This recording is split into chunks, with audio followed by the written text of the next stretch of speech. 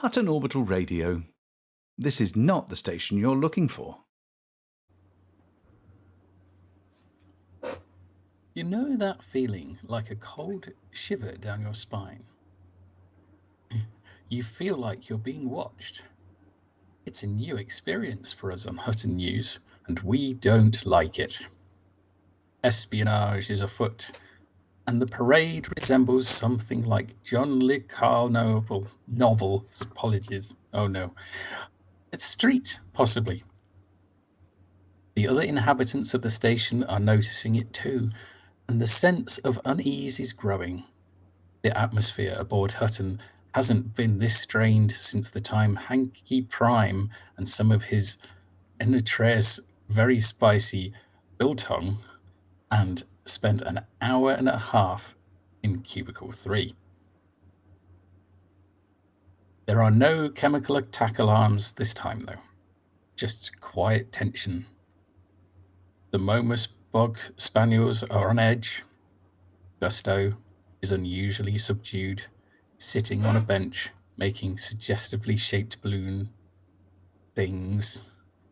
And the customers at McThargoids are brooding over their McStiffies. As they watch the door, they don't even notice that McTentacle fries escaping off their plates into the air vents behind them. An impossible window cleaner uses a squeegee. Across the way in the bar, a person in a black Maverick suit with a black-out visor drifts past the window and out of view, just as a customer catches a glimpse of them in her peripheral vision and turns to see what it was. As she turns back, they reappear and continue reading over her shoulder. Security cameras swing back and forth in time with floor-mopping guys mop, and the emergency broadcast monitors flash the message, "Everything is fine," which is a sure sign that everything is not fine. As the radio crew settle into their seats, there is an argument as no one wants to sit with their back to the door. Sandy Crevice makes his point by shouting, "That's how they got Wild Bill, you know." Flossy starts swinging her pan and backs everyone into the far corner. The crew are shouting and swearing and reclamations flying back and forth. Things are getting very heated when an elaborate knock at the door silences everyone. Vingtington opens the door to reveal a shadowy figure in a trench coat who holds up a plain brown envelope with the words "Radio Script, Top Secret" printed on it. The quick red fox jumps easily over the sleeping dog's what's name, they say. What is the response? Our mics are live.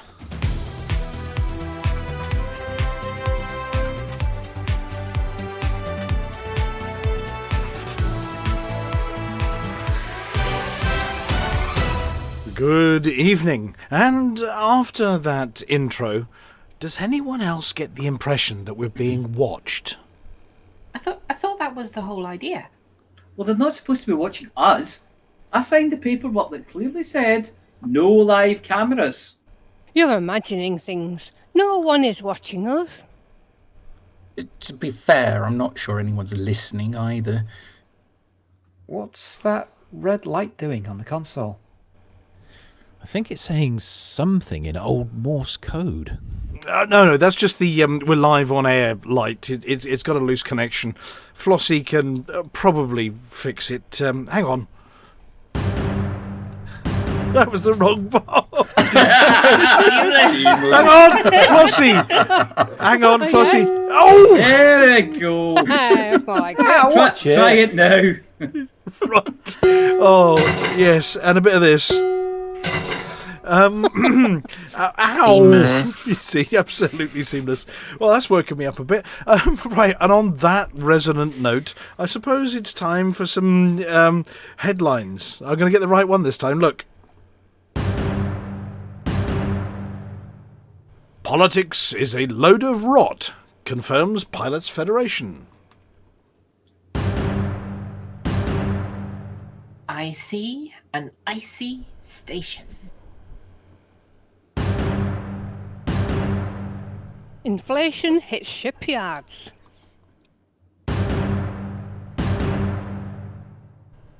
Alec Turner Subtle Mob experiences go literary.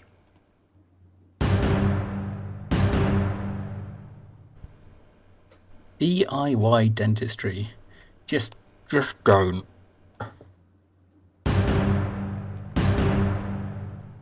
I delve into the philosophy of pioneer colonists. And I look at the Weltanschauung of Hutton.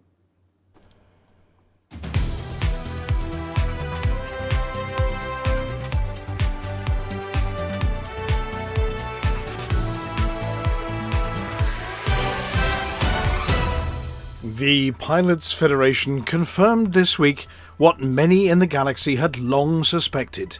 The galaxy's political infrastructure is crumbling from the inside out. In a formal communique, they admitted that decay had been detected not just in fringe regions, but right in the heart of superpower territory. And not just metaphorical decay, though there's plenty of that too, but an actual, measurable erosion of control, influence, and the will to attend committee meetings. The declaration has sent a wave of controlled unease through the power corridors from Nanomam to Kamadenu, with aides now tasked with checking whether stronghold status still actually means anything, or if the office carpet has already started curling at the edges. The process, described in bureaucratic terms as a weekly nonlinear decay of control scores, sounds harmless enough, until one realises it's a bit like discovering that the glossy facade of your headquarters conceals a support structure made primarily of political driftwood. Under the new regime, systems which appear to be 100% loyal to any given power may in fact be quietly disintegrating into apathy and local infighting. No power is safe. The more firmly a faction grips its territory, the faster it erodes. They say power corrupts and absolute power corrupts absolutely, but now we can add, too much power makes the whole place smell faintly of Cubicle 3. This is a completely natural process, said Imperious Glorbax, senior executive adjunct to the Federation's Committee for Influence Persistence and Rot Detection. A certain amount of decay is to be expected in any mature galactic entity. We call it planned obsolescence of stability. Very on trend. Critics of the system, including Baroness Vixella Duthrang, Vice Chair of the Imperial Decorative Statues and Political Cover-Ups Committee, were less than convinced. This sort of rot wouldn't be tolerated in the Empire. She stated flatly. Not without a full investigation, at least 6 commemorative plaques, an orgy, and someone being ceremonially fired into a sun. Indeed, the Pilots Federation were quick to point out that the decay, while severe, will never reduce a system's loyalty below the 25% threshold, just enough to ensure plausible deniability when a system quietly topples into insurrection. Meanwhile, commanders involved in reinforcing these slowly spoiling systems have found that their efforts are now subject to recalibrated incentives.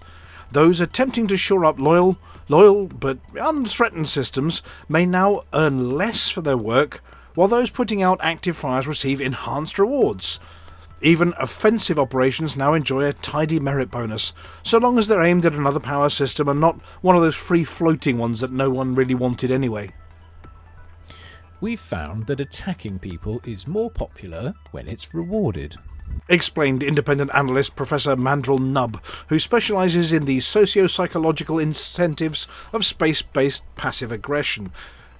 The Alliance Assembly, when approached for comment, confirmed only that their subcommittee on the linguistic framing of deteriorative concepts has agreed to call the process ambient destabilisation going forwards. As citizens and commanders alike ponder what these changes mean for their weekly errands and allegiances, one thing has become clear. Decay is here to stay. at least until someone fills out the correct form to stop it. The entire episode, of course, gives Rotten Borough an entirely new spacefaring spin.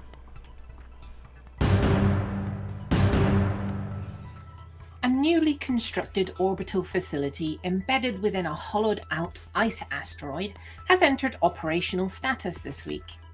Commissioned by the ever-ambitious King Hankey, formerly of Colonia and long associated with structurally adventurous architecture, the station marks a notable expansion of infrastructure into cryogenic terrain.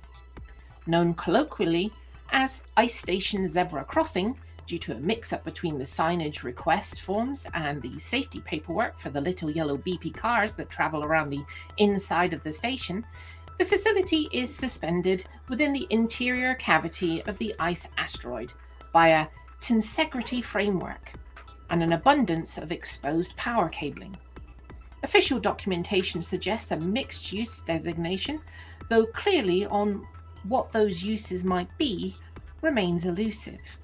The apology officer has raised a point of order that possibly it should be a pelican and not a zebra, but unsupervised pelicans are not recommended for internal usage. Early visitors have reported the presence of a functioning bar, the Frosty Ferret, where all drinks are served at suboptimal thermal levels. According to bar staff, this isn't merely thematic, it's practical. We don't refrigerate.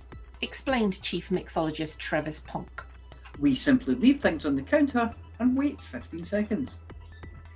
Several recreational enhancements are already in evidence, including a penguin habitat occupying the inner equatorial track.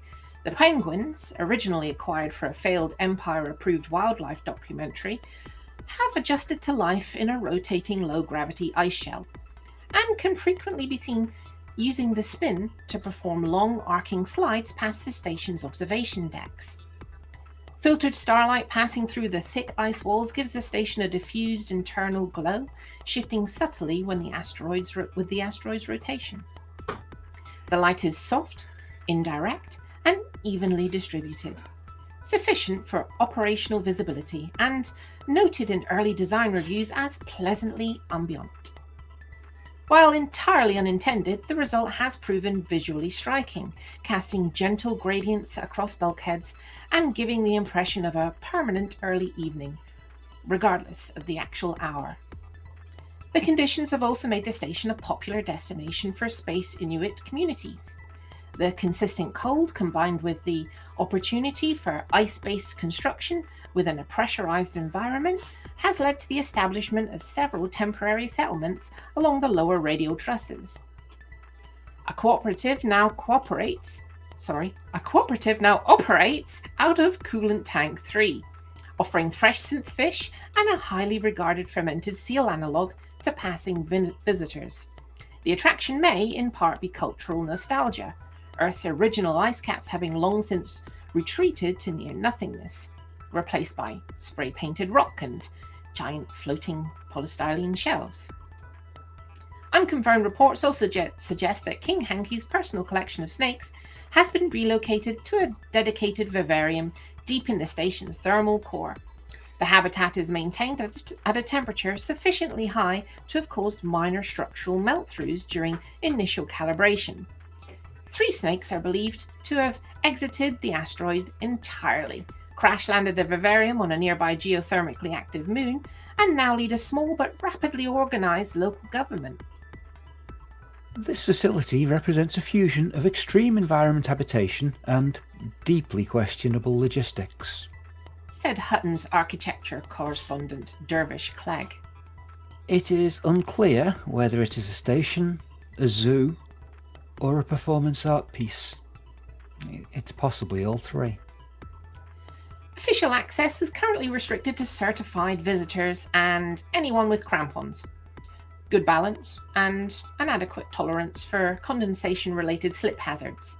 King Hankey is expected to issue a formal statement once the penguins stop making strange noises over the intercom.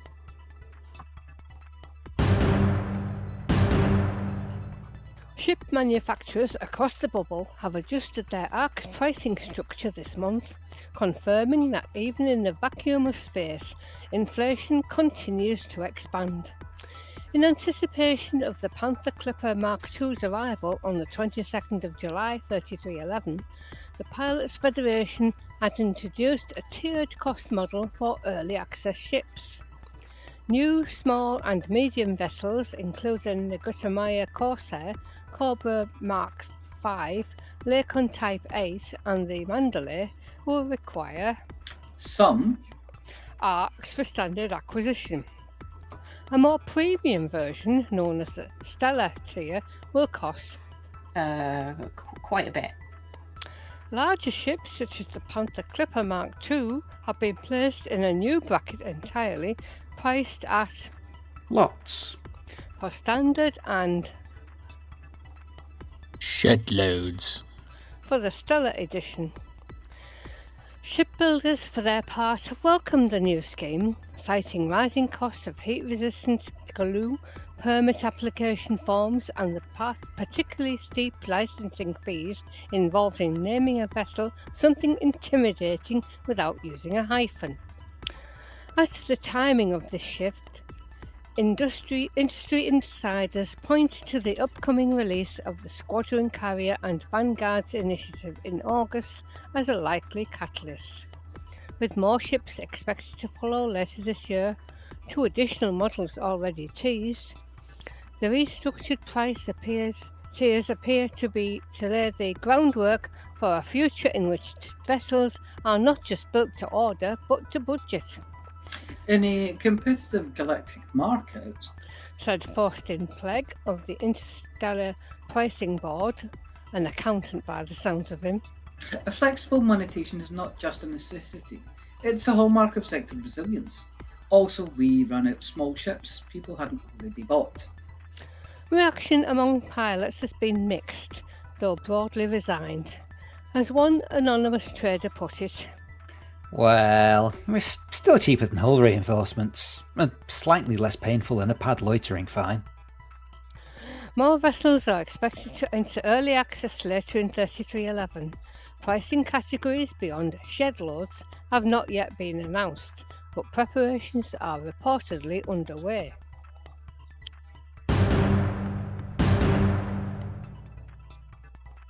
Commander Alec Turner, racing driver, stunt pilot and frontman of the Alec Turner Subtle Mob Experience, silent disco band, has presented his latest work this week, cunningly titled Alec's Guide to Interesting Colonisation Systems and Stations.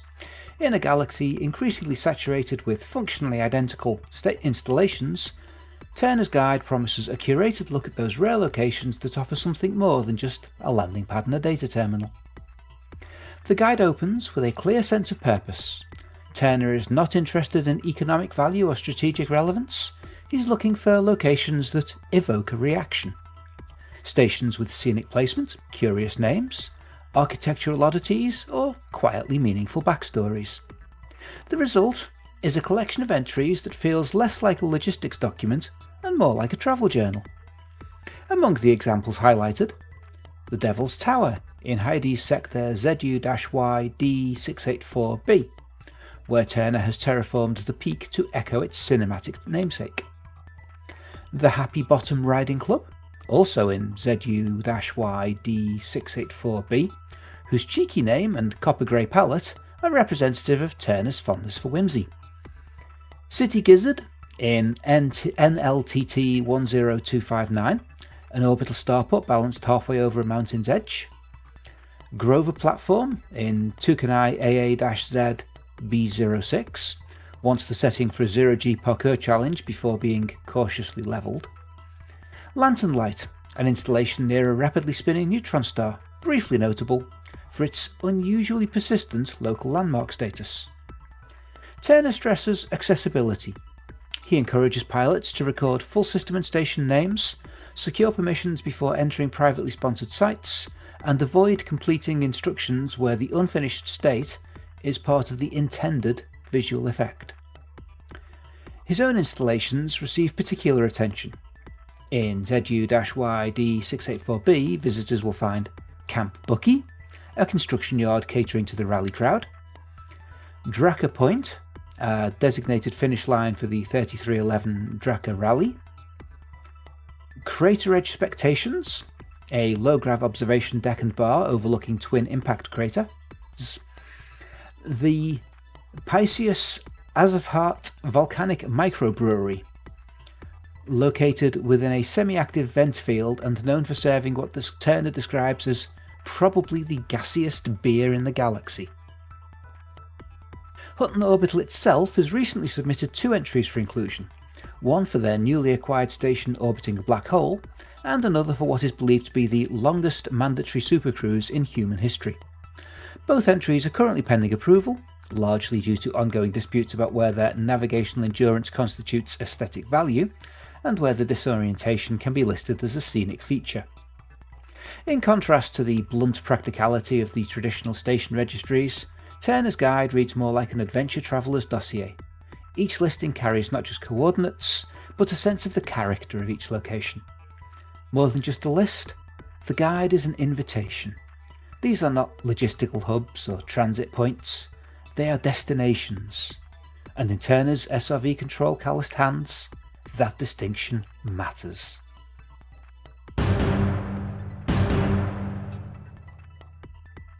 A number of surface miners have been admitted to the Hutton Orbital Infirmary this week, following what medical staff described as a combination of exposure, nutrient neglect, and highly unconventional dental work. The affected individuals, all part of the loosely affiliated mineral extraction group orienting in the outer orbital regions of an uninhabited system, were apex taxied back to Hutton after their expedition significantly outlasted its original 2-week plan. According to the preliminary assessments, the group have been on planet for somewhere between 6 and 12 standard weeks. Exact duration remains unclear. Symptoms reported on arrival included dehydration, mild protein hallucination, fatigue, and in one case, partial fusion to a camping chair. Triage teams attributed most of these ailments to a breakdown in a scheduled supply of drops and an over-reliance on tinned kippers. The miners themselves cited poor communication and an overcommitment to resource extraction. Matters were further complicated when one team member of the team, identified only as Kev, developed a severe toothache and opted for what the group described as a precision root canal using controlled force. The improvised procedure employed a micro-explosive typically used for piton setting. It was inserted into the molar in question and detonated under conditions that are not generally covered by medical licensing. The group reportedly used generator coolant as a substitute for anesthetic mouthwash, and while it did achieve limited bacterial control, it also removed a patch of enamel that caused the operating party to briefly forget how to pronounce the letter L. Senior nurse Wythe described the group's overall condition as relatively stable given the circumstances, though added several are being kept under observation until they stop shouting at the vending machine. No criminal charges are expected to be filed, though a strongly worded advisory has been issued by the Miners Safety Collective, reminding operatives that explosives are not suitable for dental anesthesia, no matter how persuasive the pain becomes. The Hutton Infirmary has confirmed that all the affected miners are now receiving standard rehydration nutritional support and compulsory dental consultation. The spoon has not been returned. This week from the Hutton Science Department, we have news of a newly published ethnopsychological review into Generation Ship culture. The article has uncovered, that is literally what the script says, elevated levels of philosophy, a form of deep parental affection, among long-term shipboard populations. Analysis of telemetry, biometric logs, and oral records from 15 pre-frameshift vessels indicates that confined intergenerational isolation intensifies familial bonding beyond planetary norms.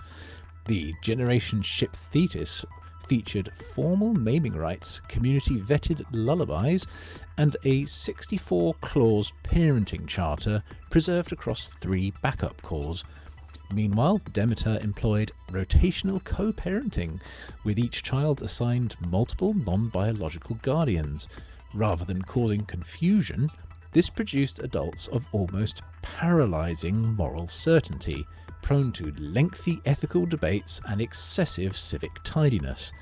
A similar phenomenon has been noted at Hutton Orbital, known informally as locational familial fixation syndrome, or LOFAFIX. It affects residents who arrive and simply never leave. Symptoms include extreme station loyalty, adoption of unrelated roommates as kin, and compulsive involvement in mug distribution logistics. Advanced cases exhibit territorial attachment to specific corridors, and a belief that shift change announcements are part of a shared oral tradition. A formal study is being proposed, pending available funding and appropriate authorization. Welcome to the Hutton BGS bit, where we walk straight up to the Hutton BGS, question its parentage, and then run away before it smacks us one. This week, expansion, blah de blah de blah. Booms are in Narensis, Rigga, Wolf 359, LHS 3356, 36 Ophiuchi, 61 Cygni, Delta 1 Camiolontis, Luyton 143-23, Talta, Barnard Star, and Wolf 124. The Wolf 359 is sharing that boom state with an infrastructure failure. Ross 671 and Wise 1405 plus 5543, I mean they could just have called it Wise 9639, have paired their booms with a drought. There is a very small election in AU Microscopi, where Hutton is just ahead of the Green Party of Sameni. We also have a tiny election pending in Dabi Minor, and Delta 2 Camiolontis, I do beg your pardon, sees us in election with the co-op of Omana. Hutton is narrowly winning a war in LaSalle 8760 against the LaSalle 8760 Allied Corp, and we are losing a war in LHS 3356 against the AG Union. We are at war with the Star Pilots in Ministry as well. But what does it all mean? Well, if you want to shoot it, then get yourself over to one of those war zones. If you want to mission run, then run those missions in one of the election systems.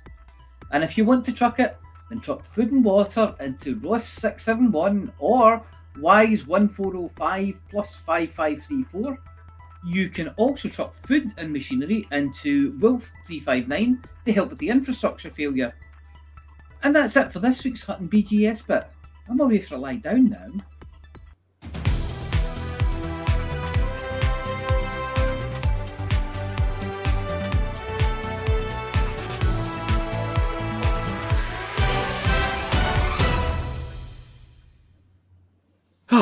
And relax. That was a long list of places you had there.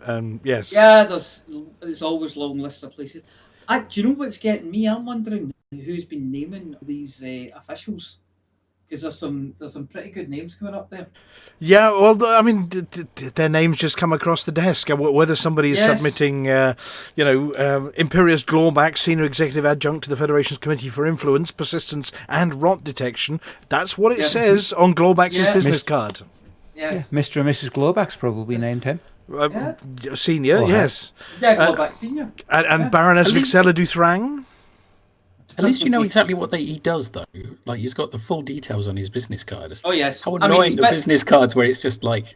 Yes, but it's random 3.5 feet wide. Yeah, it's an A1 business card. Yeah, I mean, I'm pretty sure that Volcarius has met Baroness Vixella Duthrang at one of those imperial orgies that he occasionally attends. These are the family safe ones. Lots of cheese. We have no proof. He deleted the video last week. Oh right, okay. He only goes to those so he can get the little minty chocolates. Yeah, but I did like. You have to lift them out of somebody's belly button, but they're free. Yeah, I mean, I did like the chief mixologist over at the Frosty Ferret. Very welcoming, Travis. Mr. Ponk was definitely was very, very welcoming. Sounds like a piece of IKEA furniture. Yeah, the trouble is, never lick the bar though, because your tongue will get stuck on the bar. But yeah, I mean, all sorts of strange names. Alec Turner, that's a weird name, isn't it? Yeah, yeah. Yeah, so that's made up. Don't know who made that one up. Yeah. Probably Mr. and Mrs. Turner Senior at some point. Yeah. He's not real. He's definitely not real. That's not a real name. That sounds fictitious. Yes. Well, I think it might be his job title, actually. He's somebody who turns Alex. Yeah. Or he's an Alec Turner. Maybe it's a nom de plume. It could be, though we did experience the Alec Turner Subtle Mob experience nearly 11 months ago now. Yes, which was quite the experience at the opening of ECM. But yes, what does a subtle mob do? It mobs subtly. Yeah, you put the headphones on don't and it flash you. but basically, it's not quite subliminal messaging. You put his headphones on, and he tells you to do stuff, and then everybody goes and does it, and everybody goes, well, "What are they up to now?" It is, it's an experience. But all those, so that actually is a real thing. So if you go over to the Galactic forums and have a look, the Alec's Guide to Interesting Colonization Systems and Stations, or the Turner Guide, for short, is there, and they're encouraging people to submit interesting places. And I think the Hankey is there a ice prize droid. for the most interesting? No, apart from being mentioned. Yeah, I just think maybe a He's just prize. wondering if there might be a Turner prize to go with the Turner Guide.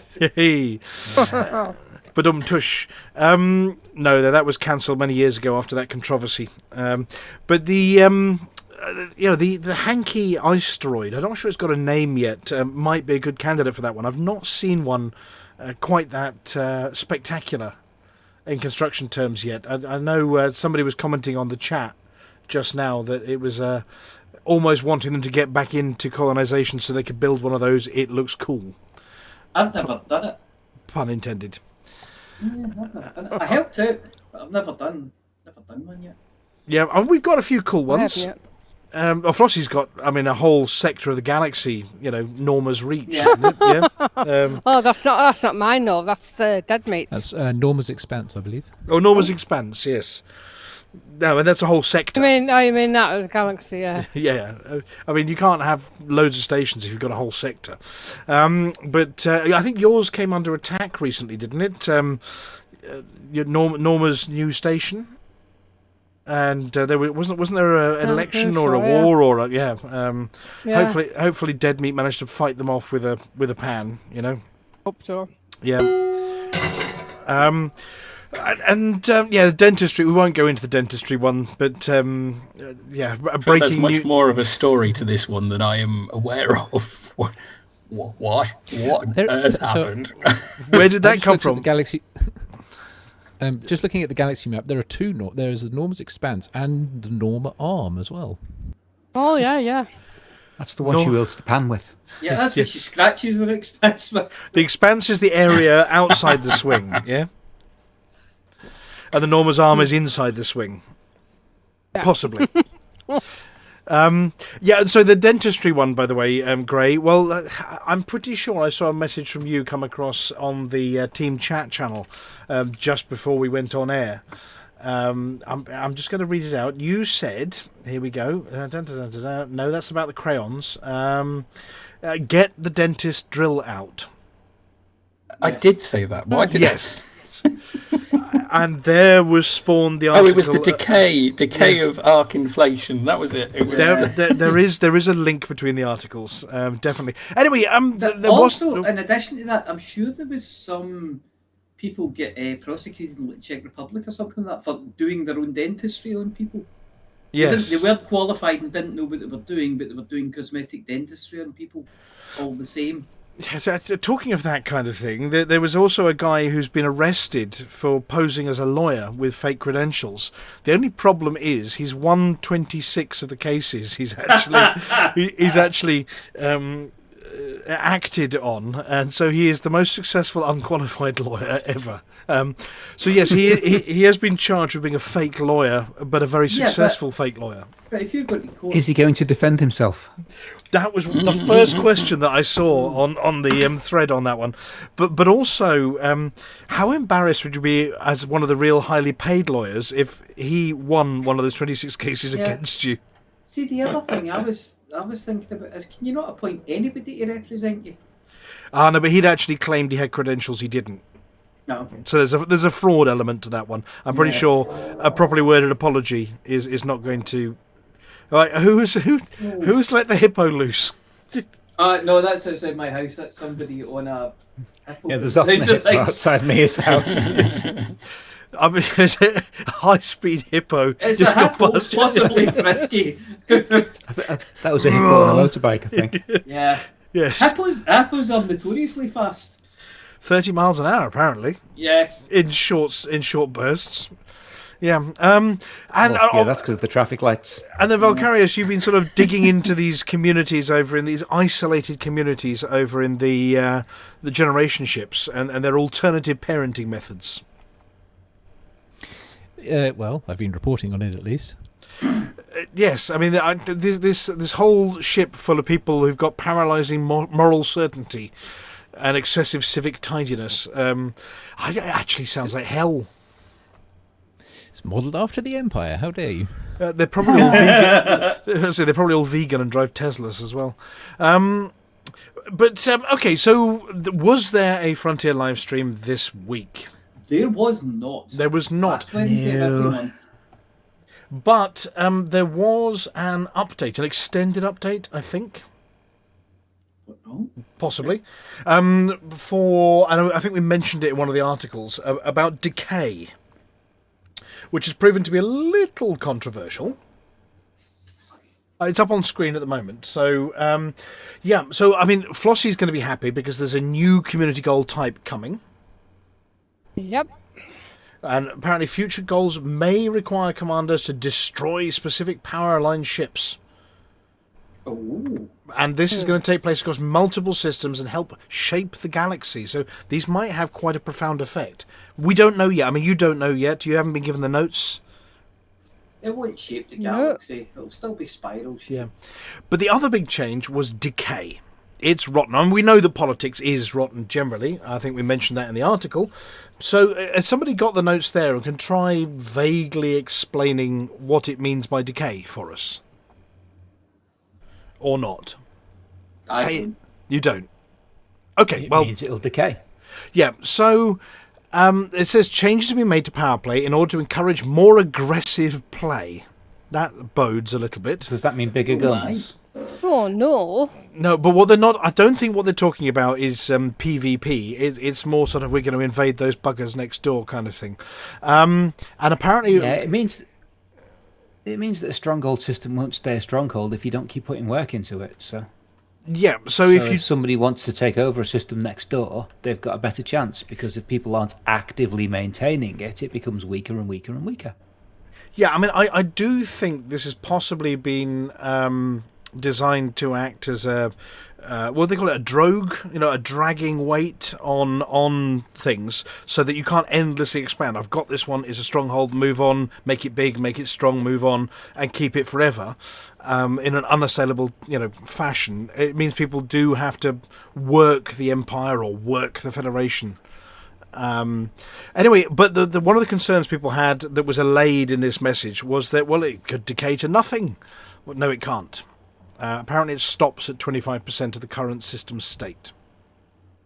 Yeah, that'll leave it around exploited, the border between exploited and reinforced. Yeah. Well, what they say is the systems cannot change their state via decay alone, so it's just above it's going to change state by natural decay. Right, okay, so you're right. So it won't lose stronghold if it's right. No, it will stay there. Just Not unless somebody wanders into the system and goes, poke. Yeah, Exactly. Wouldn't take much to tip it over the edge. Yeah. Hello, is It was- anybody here? Oh shit, it's swung. Yeah, to be fair, it was really obvious when Power Play 2 started that the proliferation of sort of massive walls of stronghold systems was going to happen. And of course, not long ago we saw the change which improved the merits from undermining and reduced the merits from reinforcing, which was an attempt to get commanders attacking other powers more often. Mm-hmm. And this one is clearly moving in the same direction. Yeah, I think it's just stopped the proliferation of, as you say, strongholds. And they've added some more sliding scales to things and all sorts of multipliers. And basically, really strong systems decay faster than weak systems. So it's actually quite hard to maintain really strong systems anymore. What they've also added are some merit gain bonuses. Apparently, if you're really offensive when you're undermining another power system, you get a 15% boost. But if you're really offensive when you're acquiring an unoccupied system, you don't get a boost anymore. It's down to 0%. So yes, Dead Meat GF, especially for you, effects of being offensive have been adjusted. So when you run into the system, you need to yell boobs, boobs, boobs, boobs, boobs as you go. Yeah, but that only works at a plus 15% if you're undermining somebody with your boobs. But if you are acquiring some boobs, then apparently it's no effect at all. If I'm reading that right. This conversation has turned into something entirely different. Well, we were just substituting the 80085 in for offensive. Which wasn't Dead Meat, I checked last time. I'm going to blame Taran 4295. So yeah, there are a few other fixes went in. Power conflict zones weren't starting; they are now. Colonization. Apparently, there were systems that weren't displaying flags, which is just a travesty because you can't colonize without flags. And they fixed that. And also, people on Xbox were failing to transfer from Legacy to Live. Apparently, they fixed that as well to have more people from Xbox come and join us in the Live Galaxy rather than the simulator, which is lovely. Somebody's pasted in. You've got some news. Who put in the next piece of news in the script? That was here? me. Please take it away. Yeah, go on then. Right. Take it away as in read it. No, just throw it in the bin. The Hutton Run record has been broken twice in the last week. On 29th June, Commander Eek van de Dijk, I think it's Eek van de Dijk, recorded a time of 16 minutes 33 seconds, knocking 19 seconds off of Commander Hardy's time. What? Then, on the 1st of July, Commander Delrin knocked a further 7 seconds off of that time. So the new Hutton Run, held by Commander Delrin, is 16 minutes and 26 seconds. Now let's see how long that one lasts before Hardy makes his comeback. Crikey, that's prize-worthy of some sort. We've got decals for these people. Well, if Commander Ike van der Dijk or Ike Commander van der Dijk. Ike van der Dijk or Delrin want to get in touch at the email address itookpart@huttonorbital.com, please, with some proof that it's them and they did do that, then I think some Hutton decals need issuing here. Yes. That's a worthy one. That's fantastic. Yeah. So do we have any other Elite-related news, or are we going to move on to... what have we got? We've got Celestial Whispers from Flossy coming up. Yes, I think we're ready for Celestial Whispers, aren't we? Okay, Flossy, are you ready? Are you in the right mellow tone? I'm ready. Yeah, are you in the lotus position? No, I can't do that. Are you staring at your crystal ball? I don't have a crystal ball. We have a virtual one. We have a hollow one, especially for you. Here it comes. I'm going to hit the button and it's going to pop up. Hang on.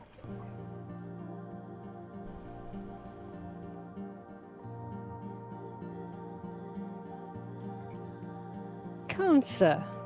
June 21st to July 22nd. You're going on a long journey. This week favours home improvements. Fortify your base, paint your ship, and perhaps, finally, uninstall that suspicious module called Genuine Limper Enhancer Pro v1.07 trial. Your lucky number is 2.5 billion, which is unfortunately also your rebuy cost.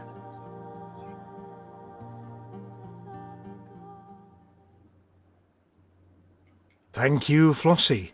And now, it's time for this week's Space News. Space News! When you don't know where to get more space news, space news, space news, space news, space news, space news, space news, space news.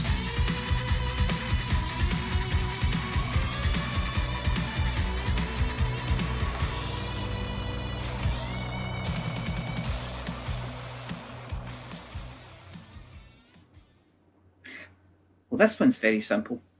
A school, and let's see if we can find Gobowen Primary School in Shropshire, have sent a Lego person into space. So a wee Lego minifigure there. It went up on a weather balloon. That's absolutely sickening. They didn't even give him a space helmet. No, it's not a helmet. Dressed him as a Lego astronaut. It's not even a Lego space person, it's just a Lego... They've killed the poor little Lego man. I don't think that's a just proper horrible. spacesuit either. I don't think it's a proper... I think that looks to me like sweatshirt and joggies. What does his T-shirt say? I can't read it. It's a bit bloody. I think it's the name of the school. Yeah, I went to space and all I got was this lousy T-shirt. There was Just sent him a mug. There was high drama on the return because they lost the signal from the tracker. It stopped working for 2 days, and then it started working again, and they found the Lego minifigure, and they were all delighted. It was just one of those very nice stories. I'm assuming they were doing it for some kind of science project or something like that. I love his grimace. Yes, he's like, what are you doing this for? But apparently he's called Dan. Dan, Yes. the Lego spaceman. Yes. Oh, Of course no. he is. Right. Well, that's that one. Yep, very simple. The next one, also quite simple. McMeteorite. A what? A McMeteorite. Is this from McStiffy McThargoys? No, this is from Scotland. Lots of film last night of something approaching the Earth and then burning up and breaking into bits in the night sky. There it is. So, yeah. And Amelia missed this one as well, but this one you've got an excuse for, Amelia, because you weren't in Scotland. Yes. I miss them all anyway. Yes. Well, Andy McNeil saw it from Appin in Argyll and Butte, and he said there's a bright flash over the house which caused the Wi-Fi to reset. Oh, wow. And then maybe 20 to 30 seconds later, an explosive bang. Wow. Didn't think they gave up EMP, did asteroids? That or curry went through him meteorites? quick. Yeah, I suppose it depends what they're made of. But yeah. What's with Might the just saxophone? Might just be the shockwave or something. Yeah, I don't know what's going on there. Oh, they were driving back home from the a band gig. was travelling back from a gig. Yes. Hey, you're talking about cool names, by the way, from the articles that we do. Our names aren't unique in the galaxy, and this lady here, the expert, the astronomer, Yes. is called Oh, I'm still looking for her. Cyril Optitom. Cyril Optitom. Cyril Optitom.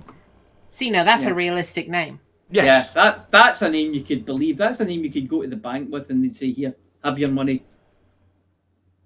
Yeah, I mean, not like Faustin Plague, you know. Cyril Optitom, real name. Faustin Plague, Or- possibly made Or up. Gillian Isabella McLaughlin. I don't think so. Anyway, so what does Cyril have to say about it? Duck. It is very uncommon in stating the obvious. Well, they are common, but just not inland during the night. And they generally don't survive the descent. So the fact that this one, very possible there'll be bits of it lying around the place. Yep. So they're going to go looking for it, or any Yeah. remains of it, somewhere in Scotland. Yes. Yep. There's Cyrilla there. She looks like a real person. Hang on. Yeah, she's real. Yeah, so says the lawsuit. Right. What do we have next? I don't remember what's next. I don't We think it's a have mine after this. Interstellar Object 3, the sequel to the sequel. Okay. Well, what were Interstellar Objects 1 and 2, and why is 3 Oumuamua important? and Benisov. And Right. 3 is important because it's the third one they found. High eccentricity comets that are on escape orbits, which means that they came in on an escape trajectory, which means that they're not of this Earth, or even of this entire solar system. Wow. They're comets that that's formed exciting. around other stars and have been spotted travelling through the solar system. This is only the third one we've ever spotted. It's estimated there's probably about 1,000 of them at any given time passing through the solar system, but this is only the third one we've ever spotted, so still relatively big news. Yeah, it's taking a swerve past Mars, so it's passing inside the Mars-Earth orbit gap. Yeah. But taking a bend past, as it passes sort of the sun and things, a bend past Mars, so inside it. Mm-hmm. And then it's not entering orbits or whatever, it's just clearing off again afterwards. So it's coming on a flyby. It doesn't look like it's one of these ones that's captured and ends up in a sort of a long solar system orbit. I think it's just, hello, No, exactly. goodbye. It's going. And There's talk about putting a mission up to intercept one of these things so that we can study rock from another solar system. But it's a fairly expensive thing to do, and we'd kind of need to build the mission, put the mission up into orbit somewhere, and then have it sit and wait until we next spotted one. Because Yes. they're, the speed they're going, if we started building a mission now, it would be gone by the time we got it built. Yeah. Oh shit! There's Yeah. £5 billion pounds wasted. It's missed. Yeah. Okay, so that's a pretty picture on screen of the orbit there, and some really fuzzy pictures of the sky. I was somewhere in Chile. I found this out, didn't they? I think the Yeah, it's pictures were the Atlas survey. Yeah. Okay. And I think we may have mentioned this one in the past, but there was a new article on your next one about our SI units that we determined in. Oh, was it 2 shows ago? I think. It was. I remembered it. Yeah. But there's been an Perfect. official thing. Yes. It popped up in a feed of mine, and I went looking for it, and it tickled me greatly. The idea of an asteroid being half the size of a giraffe. But they don't What? say which half. Yeah, I'm sure there's it's one of the least. I'm sure there's been one that was half the size of a giraffe before, like last year or something. They should keep things simple and just measure it in aardvarks. Yeah, absolutely. Or capybaras. Well, at least Or pangolins capybaras when they're rolled are up. approximately sort of cuboid in shape. Approximately, Giraffe Yeah. is. You cut it in half that way. But the funny thing is. Aardvarks are the traditional Hutton Yeah. measurement, though. But they've described it as a along with tiny, bananas. stony object. Now, giraffes aren't tiny, but maybe in astronomical terms, They're not giraffes are stony tiny. either. Well, it's stony, yeah. So, yeah. And it hit Iceland. Although I'll tell you what, you'd probably get a stony look out of a giraffe if you asked if you could cut one in half. Yeah. Yeah, I Do you mean, think this is like an artist cutting it down the middle and putting it in a pickle jar? Remember them? oh, Damien Well, Hirst. that was why Damien Hirst, the yes. Turner Prize earlier was cancelled, isn't it? Because Yeah. they found a trucker pickled in gin. Yes. Half and half work. Or half cut. Yes. Which another bad pun. Sorry. Okay, yeah. So you're absolutely right, Gray. Half a giraffe is an awful measurement. Bananas are better, and capybaras are good, and aardvarks if necessary. Aardvarks think if you're that out sounds Hutton fair. way. Yes, yeah. As is on the screen behind the Space News at the moment, there is an aardvark for scale. No banana in that picture though. No, but he's drilling for Banoffee pie sauce, so it's close enough. Oh, there's a banana for scale. There you go. An aardvark and a banana for scale. Multiple aardvarks. Yep. And what happens if you have aardvarks with and without spacesuits, and ones with their noses that are too long for spacesuits? Pictures like that. Right. Clearly, that one's a Lego aardvark. Yeah, that one's not an aardvark. That is Alvin. Yes. With an aardvark. Right. Is that it for space news? That's it for space news. When you don't know where to get more space news, space news, space news, space news, space news, space news, space news, space news.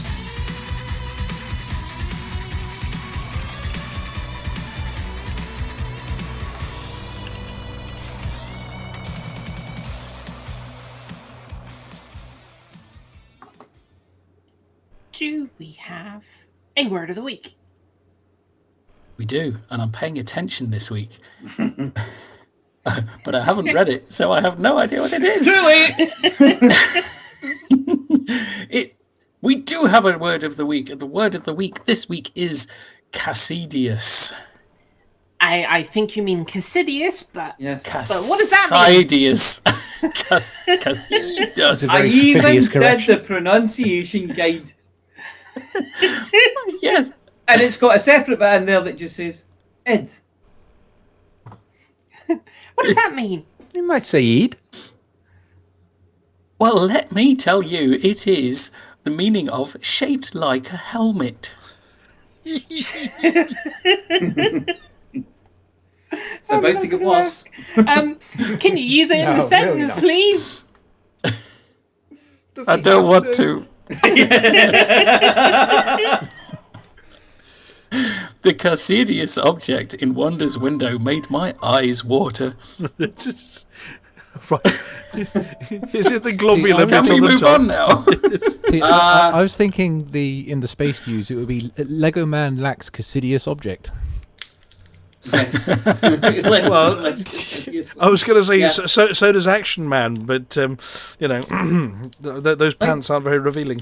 I think Yeah, but if the one in Wanda's window makes your eyes water, you probably need to move on very carefully. Yes. Yes. I think Flossy's put a couple of updates in there for her as well. A message from Deadmeat, a message from Hankey. Right. Well, what's the one from Dead Meat? And is One it from Dead- A0085? Yes. Might be in code. Enormous retreat and the entire system is under Hutton control. Hey! Huzzah! Where's the cheering? Hang on a sec. We've got a button for that somewhere. Here we go.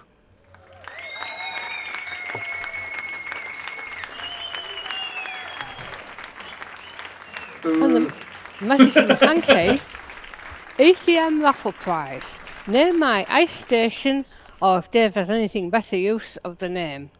So Mr. Hankey is donating to the ECM raffle the option of naming his ice station. Yeah, I mean, obviously it will be subject to certain editorial control, Dead Meat. I was just thinking, could we actually, rather than raffle it, could we do it as an auction of produce a name that gets Hankey banned from the game? Oh, that's He would only go to well. one of his other many accounts and come back.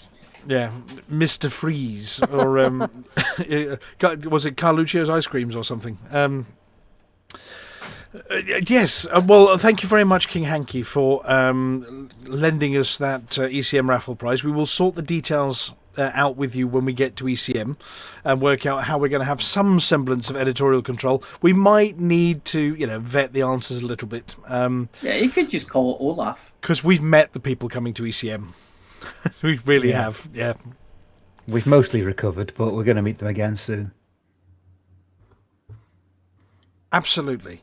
Right. What's next? I don't know. Well, we have some choices, I feel. No, there's only one thing in the script. I was lining him up. What's next, Volcarius? Well, It's seamless. Volcarius, what happens to me next? It's getting bigger. Is it Cassidius? Is it shaped like a helmet? if it's what it is It's large and Cassidius. It's big, red, and it's engorged now and red all over the script. Yes. What it is not yet posted in the chat, which you should have done at the start. So, sorry. There we go. Right. What are we doing? After last week's attempt. Welcome to this week's quiz, where we definitely haven't changed anything at all since it was finally working. Apart from the questions. Say again? Apart from the questions. Oh, but I've got all the answers lined up from last time. The non-broken, non-modified quiz system can be accessed live from another browser window or mobile device by navigating to quiz.iniv.space and not crashing the server with invalid characters in your name. The questions aren't deviating from being another 3 rounds of 3 each, and the button which links them together hasn't been altered at the last moment and hasn't skipped a quick test phase before the show. With all the extra APM I'll have due to not having to adjust each question before the results show up, correct answers won't miss their 3-point grading, nor 1 or 2 points for not being far off the answer. And wrong answers won't accidentally score points because I'll not get confused about which question it is. So if everyone's ready and hasn't already done so, head over to quiz.iniv.space to join in. And after I actually make it a present event, right? I've set the name. I've set the name for the studio. You should have seen that come through. Have you seen it? Yep, I've got that. Fantastic. Well, there we go. I'll put it on the screen now. It says upcoming now. Very good. So you're seeing on screen at the moment the studio view where the questions are going to appear. Indeed, that's the presenter view, and looks like we've got a fair few people joining already. Fantastic. No prizes. It's just for fun. It is, but hopefully we'll see if I can remain on the grading page while doing most of this. It was a lot of clicking and typing last time, so we'll see. Okay. It's a quick fire. Is it 3 of 3 again? 3 and 3? Yeah, each round will be 3 again. In which case, over to our Master of Ceremonies for the first one. And if I actually scroll my thingy. Is it? I was going to say, is it globular or is it Cassidius? Yes. Yeah, so we've got round 1 is once again some simple number questions. Oh no. From what number does the cockpit voice assistant count down after charging the frameshift drive? I misread that as COVID first time round.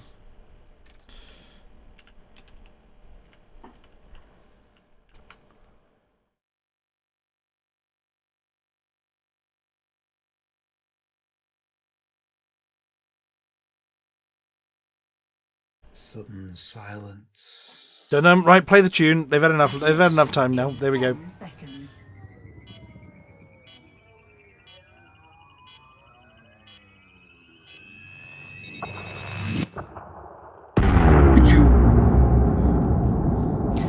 How many non-alliance ships are made by Lakon Spaceways? I count my fingers now.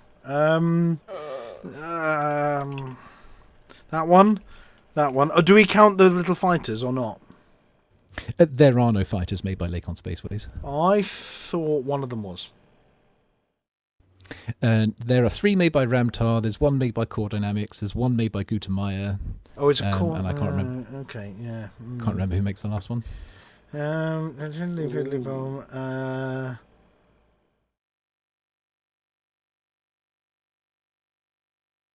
It's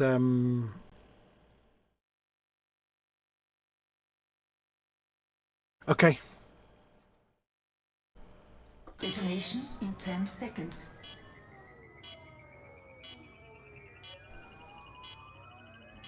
Last minute change. Oh, you got that in just under the wire.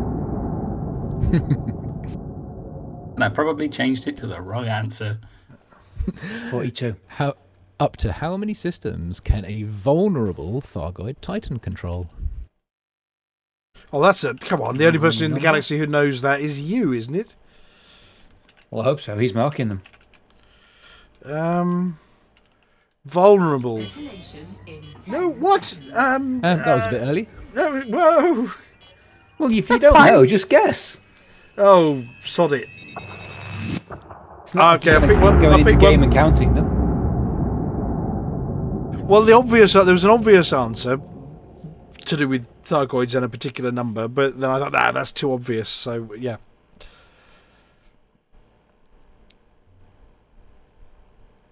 Okay. What's next? Or is it grading round now? Oh, this is round one it is over. Grading, but I figured your thingy was played a bit prematurely, but it's been a minute now, so let's go to grading. Right, let's see how everyone did. Dun, dun, dun, dun, dun, dun, dun. Drum roll, please. The Covus counts down from 4. Despite the thingy saying 5, it is 4, 3, 2, 1 engage. So the audible number is 4. Congratulations, 4 people. Or a third if you got it right. A third of you got it right, yes. The number of non-alliance ships made by Lakon is 10. There's the 2 Asps, Explorer and Scout, the 2 Diamondbacks, Explorer and Scout, the Keelback, and Type 6, 7, 8, 9, and 10. I'd forgotten about your asp. Two Asps. How much therapy did that take? Right. 10. Okay, well that's a lot. Is that more than any other manufacturer? Is Lakon the most prolific? I didn't check. Well, somebody in the audience can check for us. Yeah, are Lakon the most prolific shipbuilder in the galaxy? Stake Typhoon asks, Type 10 isn't Alliance. It doesn't have Alliance in the name. So the name is Type 10 Defender as opposed to Alliance Type 10 Defender. So I'll have to plead technicality on that. I would give anybody is who it said not 9 the made by mark as Lakon? well. Given that nobody said 9, I think it's probably safe to say give it to people who said Yeah, anyone who said 9, you are also technically maybe slightly correct. There we go. Oh, you know what? You know what? What? Let me go back one step. So, because the button has the technology to do that. So, no, there was nobody who said 9. That's the point. Yes. Right. And the number of vulnerable Thargoid Titan control systems is 3 before it goes vulnerable. Well, I'm glad somebody else agreed with me on 6. Wait. Me. you were hinting at 8 earlier. Yeah, I know. I was trying to throw we said that people was off. too high. Yeah, I said no. It can't be that obvious. Yeah, that's true. So I thought I'd scale it down a bit, but I didn't go far enough. But only 3. Okay. Fair enough. Yep. Okay. Right. Round 2. Round 2 indeed. It's working nicely, by the way. We haven't melted it yet, the system. What ship with an extra crew seat has the fastest flight? Is it African or European? Crew seats, they don't come from those continents. They're built in space. Maybe they got a bit of string and hung it together.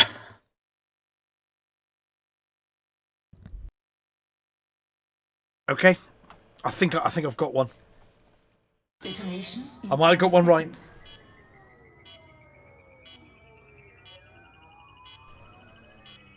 Pretty sure I haven't on that one.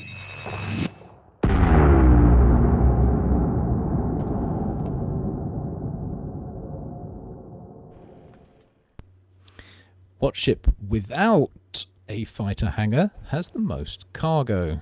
Without a fighter hangar. Yes, that's the most cargo you can fit, and without the option to install a fighter hangar. It's not that one. It's not that one.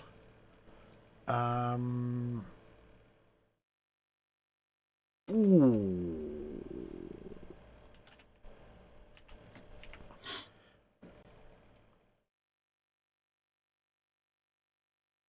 Detonation in 10 seconds.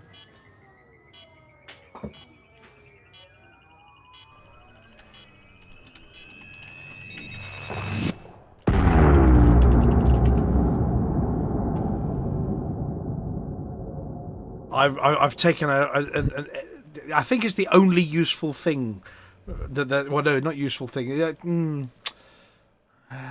No, I think I've guessed on that one right. I think, yeah. What ship without a large hardpoint is the most expensive? That's stock price at the shipyard to buy the ship initially.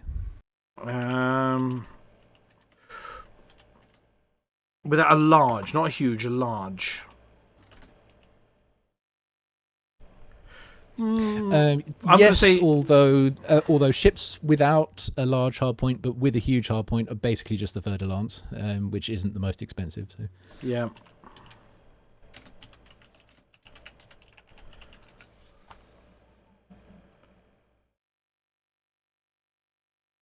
Oh, I've got a good guess on this one. 10 seconds. I'm going to say looks the most expensive.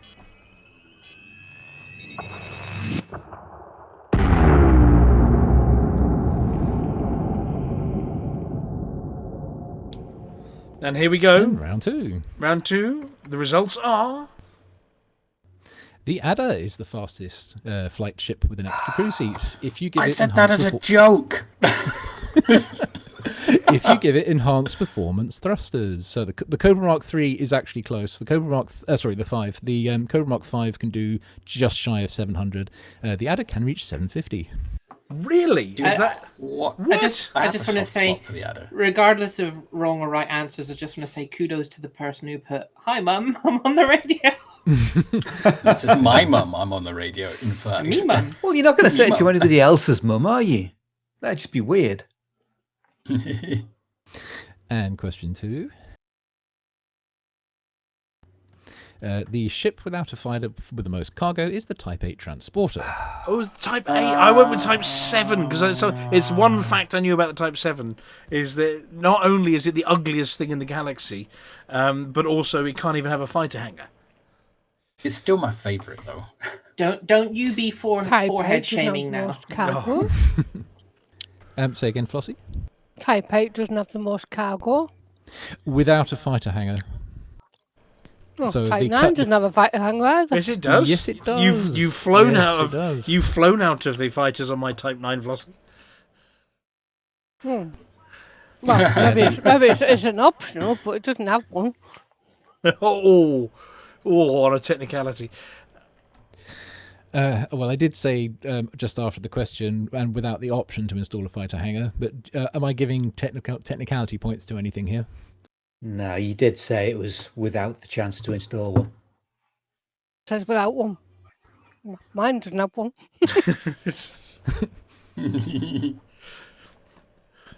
And question 3. I got one!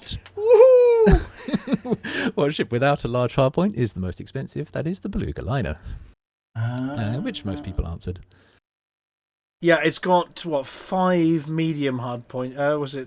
Yeah, 5 medium. Yeah, it's thereabouts. Yeah, it's all medium hardpoints. On its bottom. The Corsair has a large hardpoint. The Type 9 narrowly isn't the most expensive. And Type 7 definitely isn't the most expensive. That's only 10 to 20 million. So.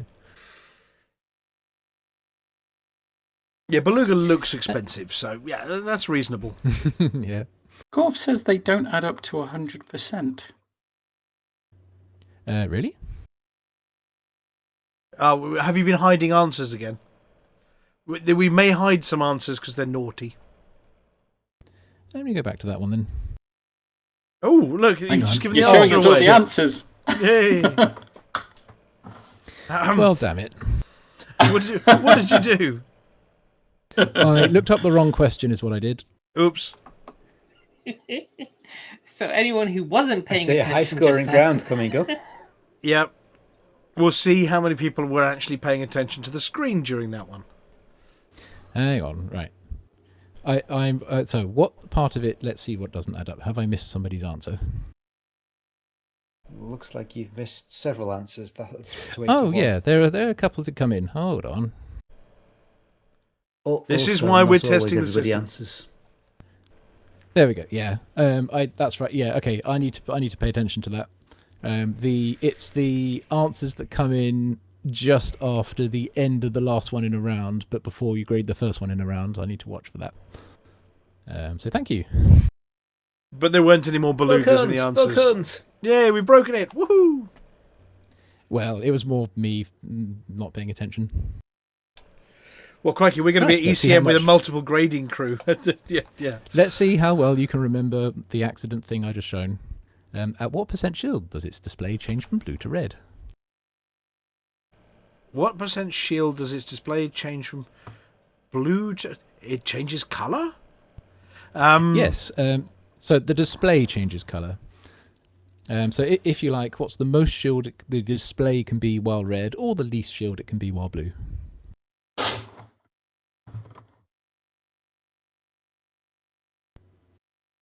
So you're accepting... Yeah, okay, yeah. Right. Yeah, the Jinx effect. It wasn't. There wasn't any SQL injection going on. It's only because anything shown, the way I've made this, anything shown has to be approved for obvious reasons. And I Dead meat. I thought I'd hit them all, and there were a couple more that came in last minute that I didn't get. So .com. They were simply not approved. Yeah. Come on, do the button. Detonation in 10 seconds.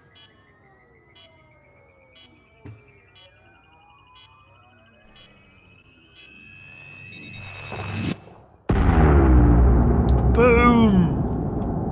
At what % integrity can a module malfunction? That's malfunction on its own, due to the integrity damage, not scramble spectrum, not Fargoid lightning. The actual integrity percentage. Was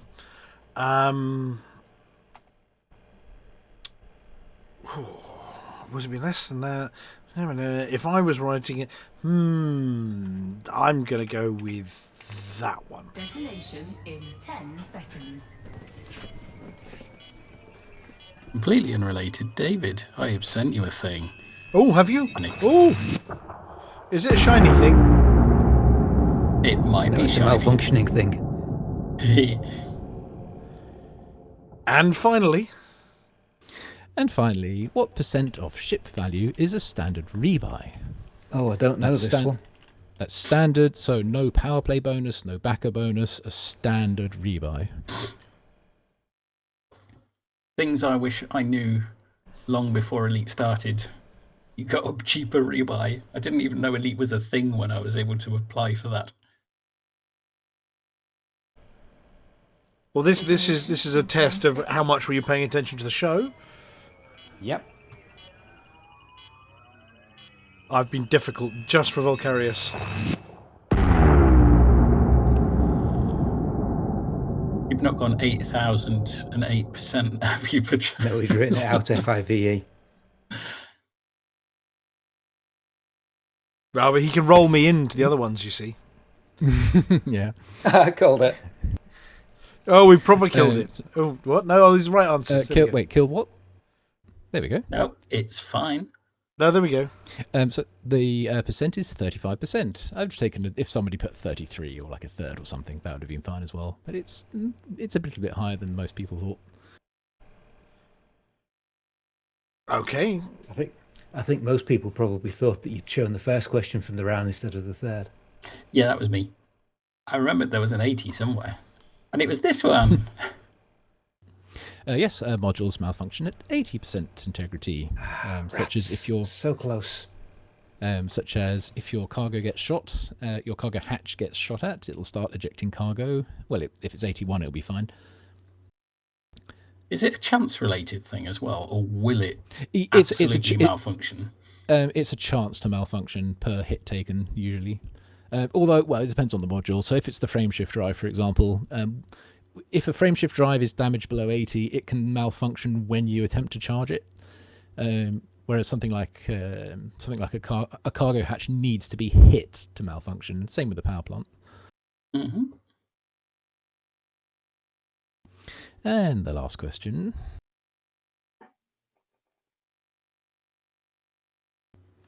Um, 5% is the standard rebuy. Oh, hold on. You actually put 5. There we go. Sorry about that. Top. Oh, and there were 2 with 10%. I didn't even roll them together. There we go. Good system, Not isn't going it? to roll the 5s together either. Fine. There you go. Happy now? David's very happy because it says Except, 5 instead of the number. Except the percentage has just plummeted when you did that. Oh, that's interesting. Now you've only got yeah, 58%. Yeah, its display says no. That's interesting. Computer says no. Let me undo those. Oh, there you go. This is why we're testing it tonight. Yeah.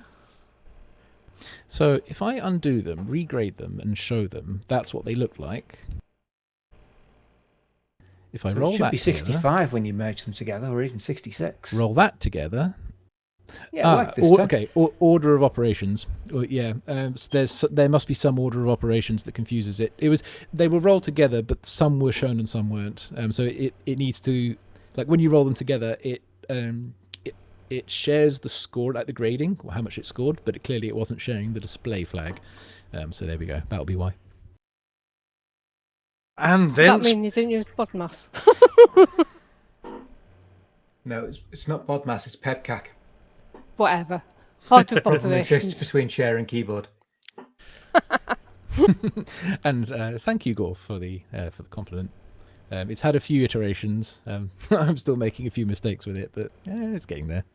Yeah, Gorf, obviously the intention is that we're going to be running this live during ECM, so that not only can the people in the room take part on their mobile phones or whatever, but also all of you lot in internet land during ECM, if you can't be there, can actually take part in the quiz remotely as well. So keep an eye out on the 16th of August for the quiz. It will be daytime, the quiz, not Hutton evening o'clock. Yeah. And do you want a scoreboard? Dun, da, da, da, da, da, da. Of course, Gorf is Hardy. Yeah, we're relying on Hardy to bring cake. So we have a three-way joint first place with steak, naughty spice, and exclamation point, double quote, $% carrot, ampersands, asterisk 0, backslash, double quote, double backslash, double quote, single quote. Say that again quickly backwards. I've got to say, I am impressed by the escaping if it handled that well.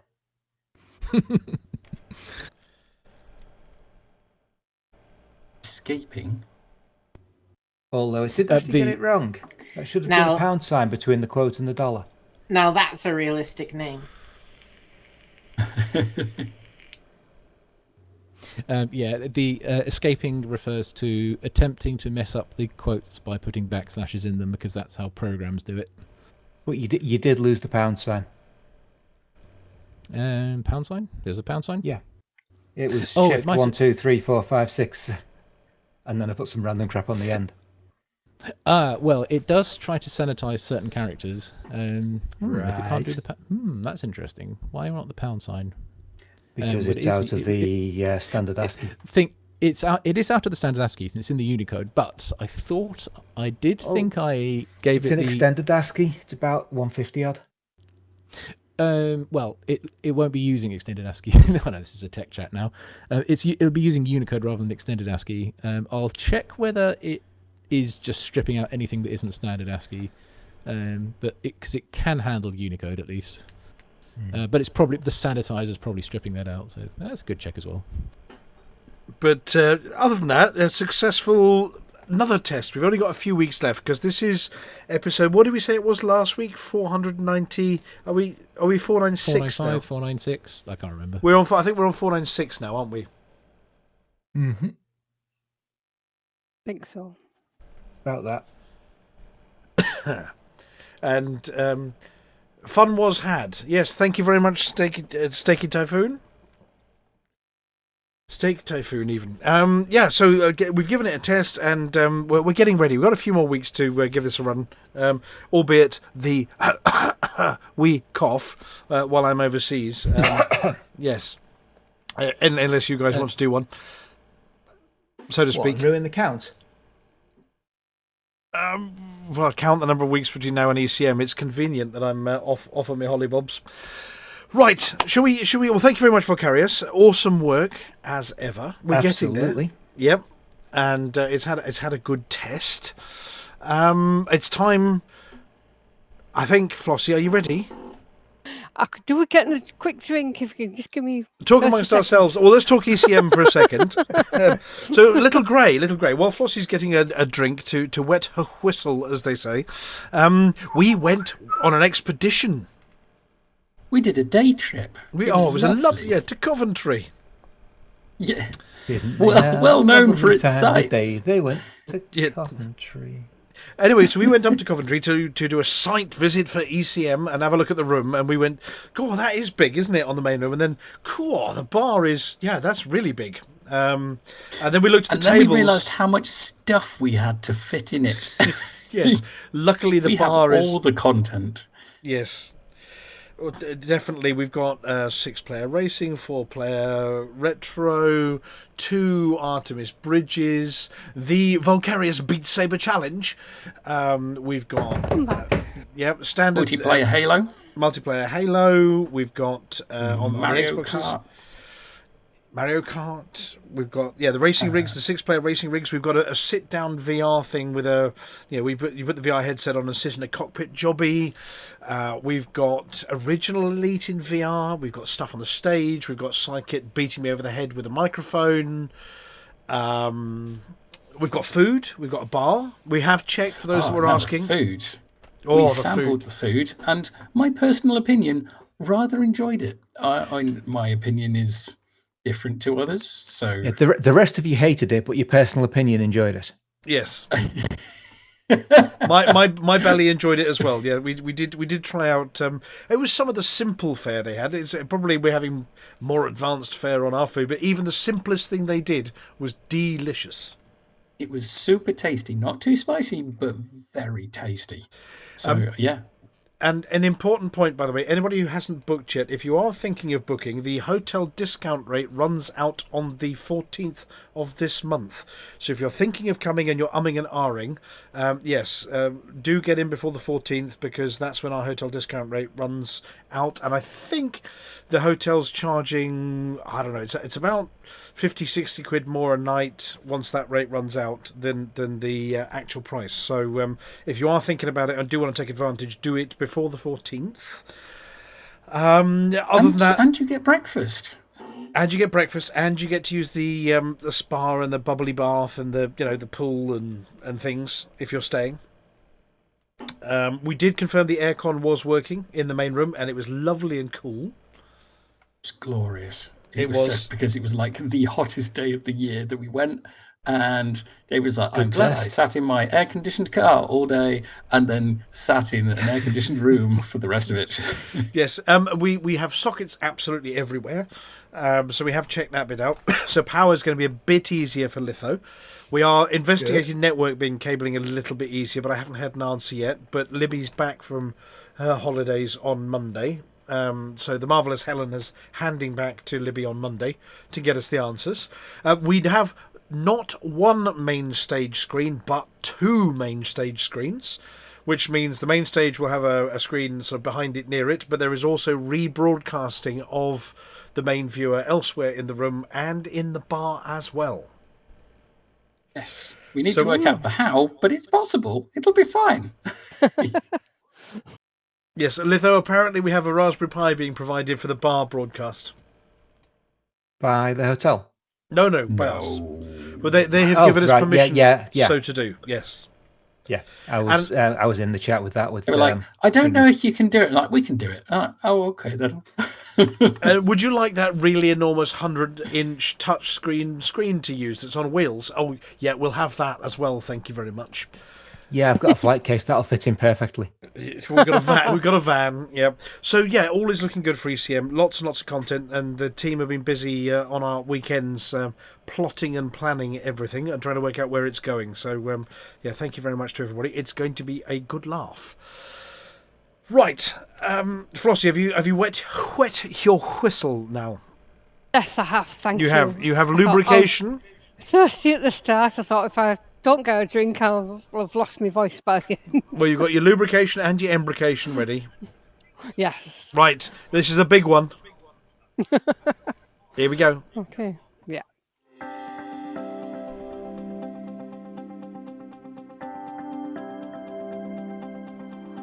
It's Flossy. It's Flossy. It's Flossy. It's Flossy. And the community goes. Hello, Flossy here with this week's CG News. There are 3 new CGs this week, all competing. Princess Aisling Duval has issued a call to arms to repel federal and corporate aggression. Following hostile operations by Jerome Archer and Lee Yong-rui in nearby sectors, Duval's loyalists are calling upon independent pilots to support defensive efforts and maintain imperial influence in the region. Pilots may contribute to this initiative by first signing up and then destroying Jerome Archer or Lee Yong-rui aligned vessels at power conflict zones. Power conflict zones may be found at the front lines of Aisling's defence. Jerome Archer's forces, Santi, Noak City, Zliard Terminal, the Onyx Bastion, LTT 7509, Shaman Installation, and LHS 6031, Dubrovsky Station. Lee Yong-rui's forces, Gondol, Vessel Landing, Florella Dock, and the Obsidian Directive, Dekul Kandi, Krenkel Station, Ro Tukane, Lewis Survey. Federal security forces have launched a strategic offensive, with Jerome Archer declaring Aisling Duval's territorial claims to be unstable and vulnerable. This follows criticism of Duval's perceived military inaction during her tenure with Aegis. Archer's supporters seek to take advantage of this perceived weakness and secure federal presence in key border systems. Pilots may contribute to this initiative by first signing up and then destroying Aisling Duval aligned vessels at power conflict zones. Power conflict zones may be found at the front lines of Archer's attack: Santi, Noak City, Zillard Terminal, and the Onyx Bastion, LTT 7509, Shaman Installation, and LHS 6031, Dubrovsky Station. Sirius Corporation, backed by Lee Yong-rui, has initiated a campaign to push back imperial military influence and assert a model of corporate self-governance in the region. Claiming to act in interests of local populations, Yong-rui's forces seek to replace federal and imperial oversight with independent commercial administration akin to Sirius Gov subsidiaries. Pilots may contribute to this initiative by first signing up and then destroying Aisling Duval aligned vessels at power conflict zones.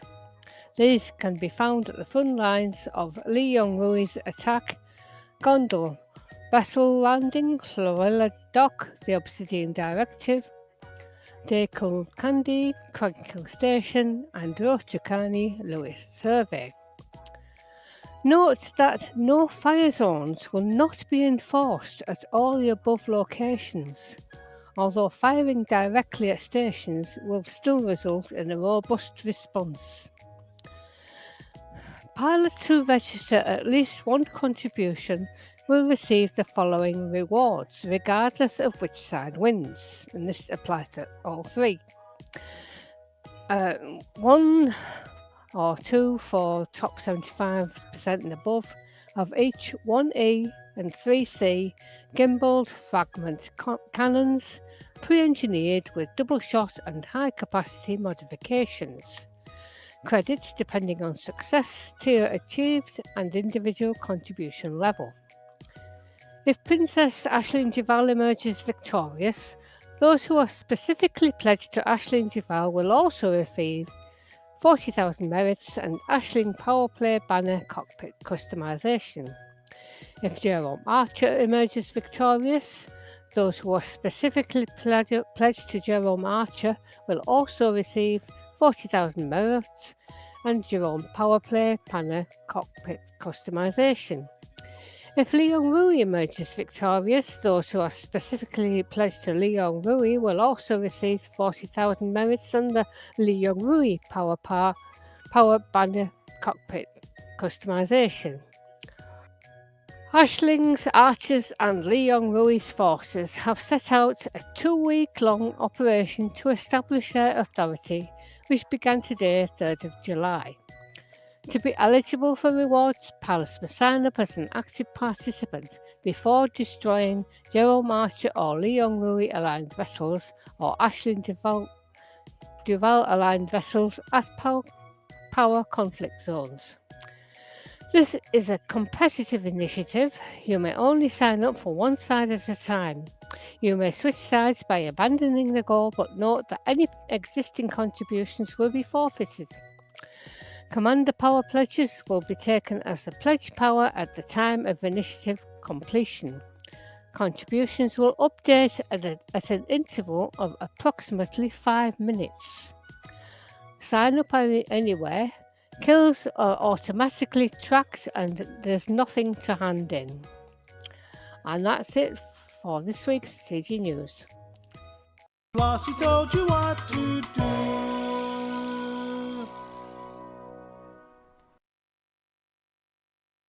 Fight them, save us, or something like that. If you understand all that, you understand Martin Idle.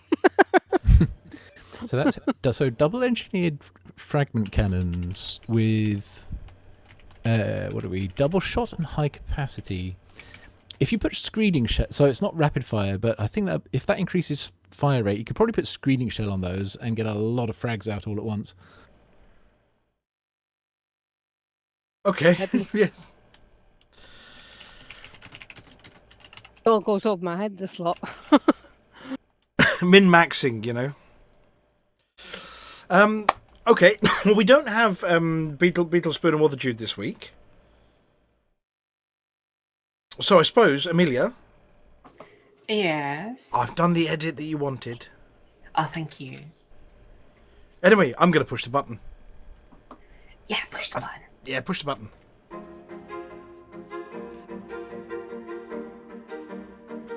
You are about to listen to Amelia Hawke. She tries all the galaxy's most dangerous rare items, so you don't have to.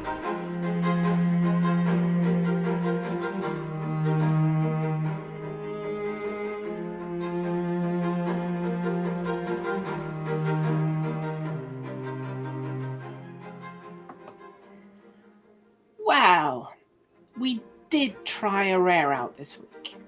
It was epic!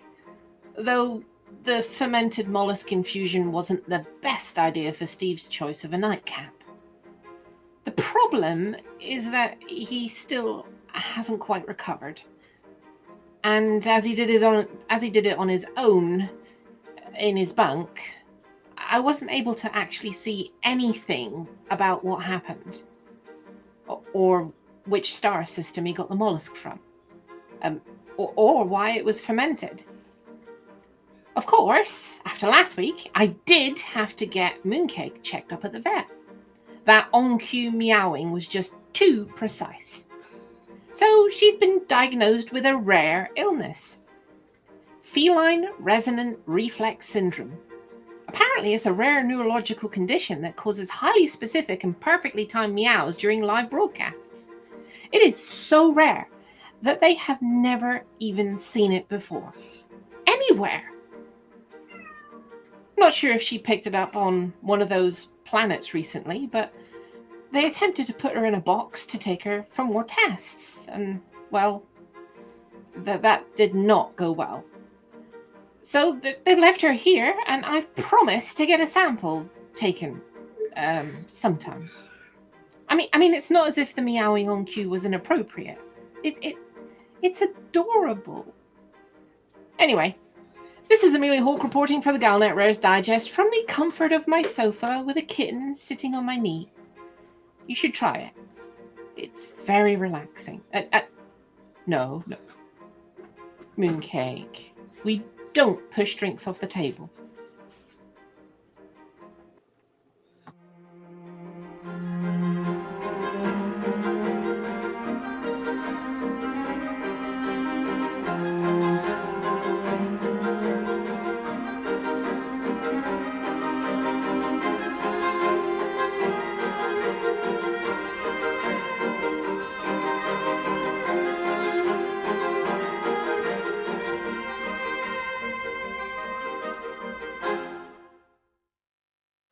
and on cue, Mooncake was meowing at just the right point. You see what I mean? This whatever rare thing she's got, this feline resonant reflex syndrome. It's pretty accurate. You said it's so rare they've never seen it before anywhere. Pause. I know, right? Meow. I just want to be clear to everyone who's listening right now. This is not a button pushing meow. This is genuinely This is a real meow, and that picture on the screen is exactly the right actually your sofa alongside the kitten meow testing kit. This is a real meow from a real cat, not a button. I think she just waits. Meow, exactly. There you go. It just waits for you to start talking, and then off she goes. And as for Steve, and it's always during the rare. It's never during when I'm reading the news or anything. It's only ever the rare. Well, it's because the rare always contains the word mooncake. I know, right? But yes. So Steve, the fermented mollusk infusion. He's getting better. This is number one. I mean, we're talking space mollusk or sea mollusk. These are important fermented stuff. mollusk. It was fermented, yes. Yeah, but was it one of the space mollusks? And if so, was he scooping it? Did he squeeze it? Did he just ferment it in a big jar? I mean, there's detail missing. Yes, those are all very good questions, and I'm sure they have many possible answers. And why? There's a question. That's another good question. That's a good question, isn't it? I think Why? the answer to that one is because Steve. Yes. Oh dear. And I mean, we didn't even send him out for mollusks. That's the thing. You see, pop to the shops to get some milk, will you please, Steve? What are you doing with that mollusk? Mollusk. He gets a hankering. Imagine him just rolling it down a corridor, one of those space mollusks you bump into with your ship that are huge. It's one of those times where what are you doing with that mollusk doesn't mean why do you have that mollusk. It means quite literally, Steve, what are you doing to that mollusk? To or with, yes. Oh dear. Fermenting it is what he was doing. But and then infusing it. Absolutely, in his bunk on his own, which tends to lend itself to was it illicit what he was doing, That wasn't Steve. that was someone else. That was me. It wasn't Mooncake either. I couldn't get to the mute button in time. Right, okay, well, it's that part of the show where we round off the evening and say bye-bye to everybody and insist that they read the credits, just in case we've inserted your name into them, or instructions on what you should be doing next. Out of curiosity, if anyone out there does try the Hutton cookie recipe, I'd really like to know your opinion. That sounds like a challenge for Commander Gorf. As our one of our 2 resident bakers, actually. Right, so what we're going to do is we are now going to play the credits and have a sing-song at the end of the show, and we are going to... Actually, I might change that one. Are we feeling mellow or lively this evening? Mellow. We're feeling mellow. Right, well, talk amongst yourselves for a second. Flossy, you're always lively. I like the lively songs. I'm just trying to find... I've completely lost where the button is now. No, the button has vanished. I know it's there. There it is. I'm just editing. Talk amongst yourselves. I'm editing something and changing it. It's in this folder, isn't it? That one could be. Might be. Yeah. Oh no, that's the super fast version. Where's the other version? I've lost it. The super fast version. What did we call the other one? No, I've only got the was it Alvin and the Chipmunks version here? Sorry. Smashing. Has beard one. Is it which? I don't know the names of the songs. Although the one I call Little Old Mug's pretty good. Yeah, but I've lost that one as well. Can anybody? It's not in that folder. It's there's a drum roll. There's Flossy told you what to do. I'm just scrolling past Galnet Rare's Digest music, Hutton Helper backing from back in the day, Mr. Dusty Ones. No, I've completely lost it. Well, we knew that. Litho, can you just look over my shoulder at this one? I'll see what I can find. Oh no, I've got the I has a beard one. I has a beard. We ought to rename that. Yeah. Okay. Well, let's pick the that version of the credits. Right. While I've been doing that, has somebody been looking at who we're going to raid? Right. Okay. Who are we going to go raid then? Let's have a look. Somebody who hasn't got any. What is Armadillo? How about that one? Spaceships. It's my vote. Ooh. Yeah. I mean, they need more viewers. Traditional. Turn up. Give them a hearty for the mug. Give them a thumbs up from us and cheer and be kind, be friendly. And I think, other than that, we're going to see everybody next week. When it comes to the love interest talk... Whoa, what's happening? We went early. We're not going there yet. Hang on a second. For the mug. For the mug. For the mug. For the mug.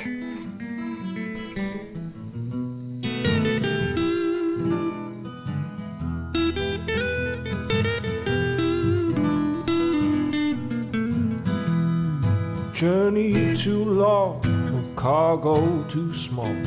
Profit margins never really mattered at all. We're gonna take the cargo where it's needed today. Super cruising all across the Milky Way. We're taking anything, anytime, anywhere. Loading all the teen out to the brim with the rest for the more. For the more, for the more, for the more. Yeah, you know just where we're coming from. For the more, for the more, for the more, for the more. Yeah, everybody sing the trucker song.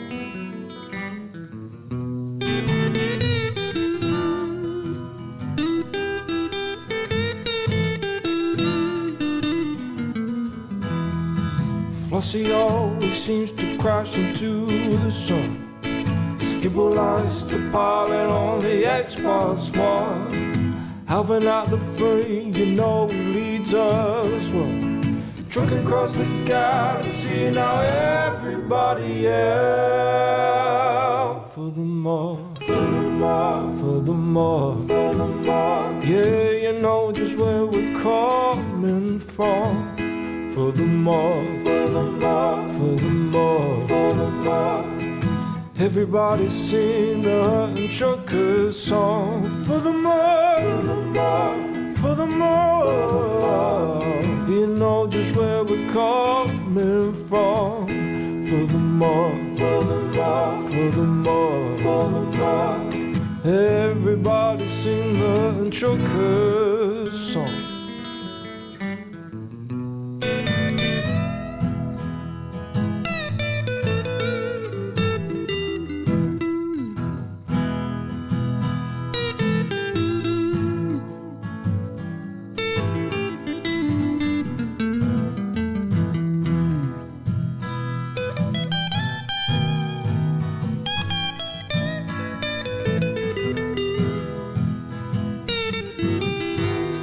So give me a large path that I can land on, and I'll give you cargo and sing you my song.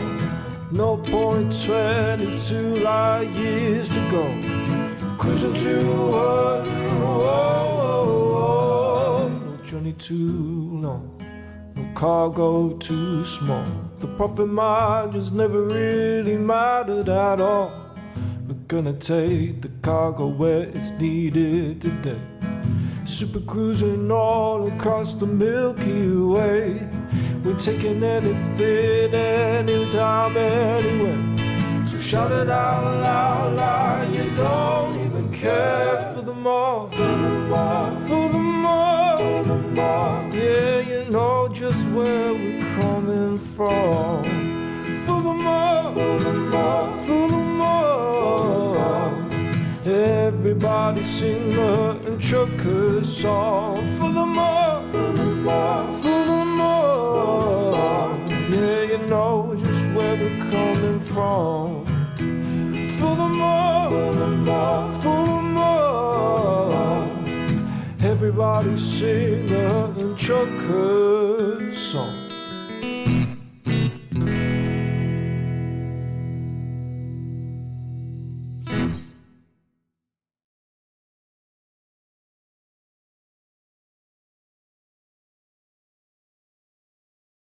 Press buttons. I have pushed the buttons. We broke it. It's completely broken, so we'll have to say it ourselves. Right, everybody's buggered off now. So why don't you bugger off too? Yeah, bugger off. That too. Bye, everybody.